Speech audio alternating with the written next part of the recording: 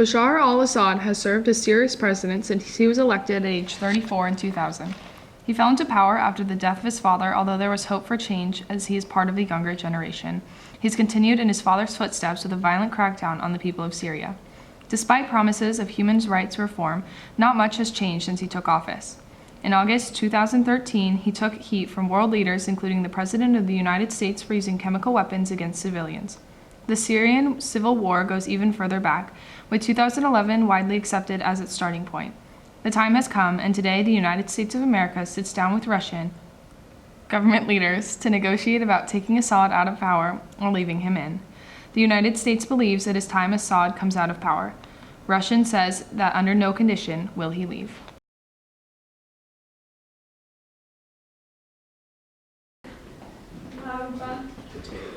Hey, how's it going? Good. Hey, how are you? Nice to meet you. How are you doing? Right, nice to meet you. Hey. Good. Hey, oh, hi. Thanks. Did you bring this for us? Is this? Yeah, I was gonna. Cool. Wow, thank you very much. We're happy to think about it.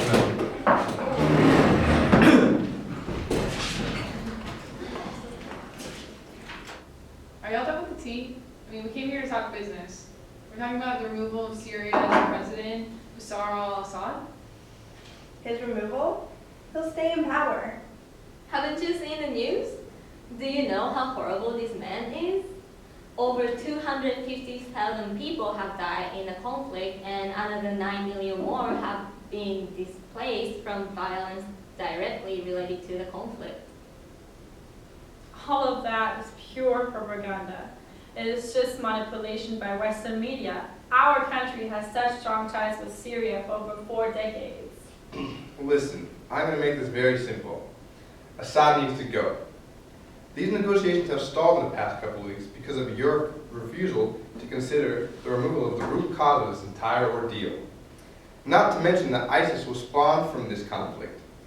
There will be no interaction between our nations, and we will sanction you as well if you do not agree to Assad's removal as a precondition for ending the Syrian conflict. This is absolutely unacceptable behavior. We entered into these negotiations in good faith, and now you're making demands like you run the world. Now listen here, Ivan. We have a real problem with this Syria thing, and you're the only thing standing in the way of the solution. He's ruled for 16 years, and both the international community and the people of Syria have spoken loudly and clearly.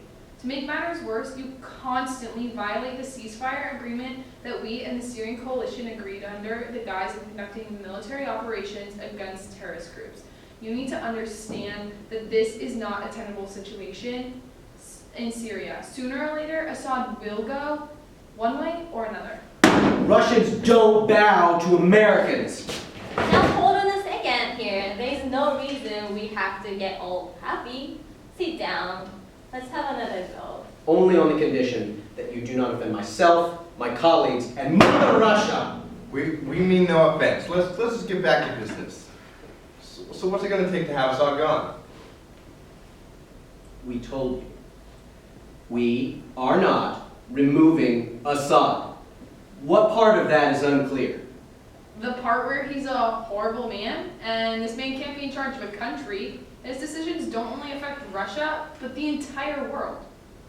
Okay, debating morals is best reserved for a classroom or the ivory tower. Well, look around. We're in a classroom. This is no boardroom if I've ever seen one. Well, we probably should be in a classroom, because I'm about to school you. Oh! Also, you're not in a place to judge. You can't even say our names right.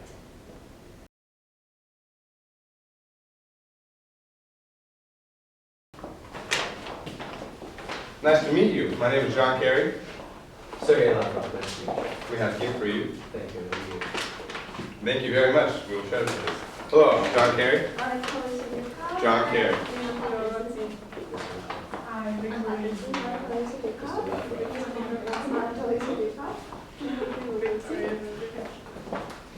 Someone's been living it for.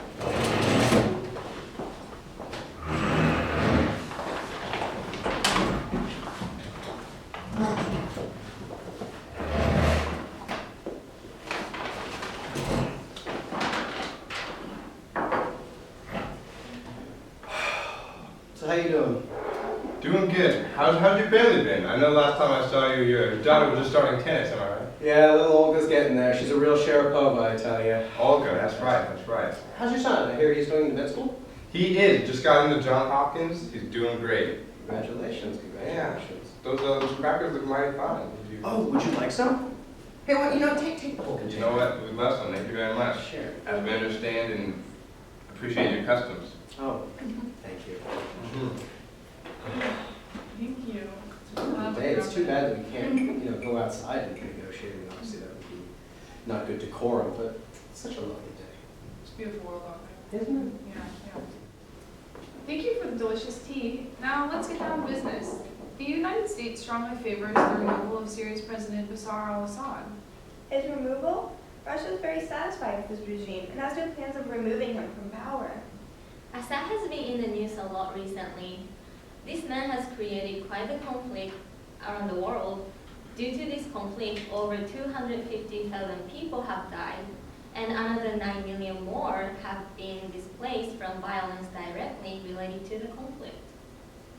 We're not sure if all this information is accurate. It seems more like Western propaganda. Our country has been having strong ties with Syria for over 4 decades. We get that, and we value your commitment to work with other surrounding countries. However, we believe that in order for the situation to be resolved and to protect the people around the world, Assad needs to leave office. It is understandable that you are trying to defend Assad and show loyalty toward him. But this is a serious matter affecting not only Russia, but the world at large. We need to be aware about the fact that ISIS was spawned from this conflict. I think we can both agree that the terrorist organization ISIS is dangerous to us all and needs to be stopped. Certainly. However, Assad's been in power for over 16 years, and both the international community and Syrians have made their voices heard. To make matters worse, the ceasefire agreement that we and the Syrian coalition agreed to has been stretched by recent actions involving Russian special forces. We don't believe we violated the ceasefire agreement as we've been targeting ISIS members. Well, you kind of have. However, I think we can both agree that ISIS should be taken down. But the manner in which you are doing it is endangering the lives of hundreds of thousands of innocent people. Can we not work together for the greater goal here? What if we geographically delineate where you can and cannot conduct military operations? As stated previously, due to our political ties with Syria, it would be inappropriate for us to request his resignation or even support it. He is capable of eradicating ISIS himself, so he should stay in power.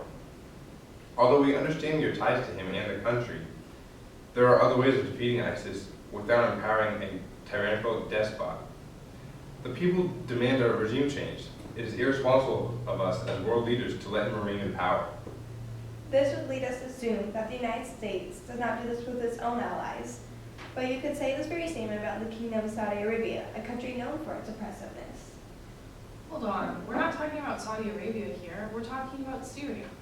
Seriously, please consider drawing battle lines in Syria. It would improve the ceasefire and give the people a safe place to escape the violence of war. We will discuss this with our people, and in the meantime, you should talk to your people about the idea of Assad remaining in power with simply less power. Nothing is off the table. We will consider it, and we will see you in 2 months in Moscow.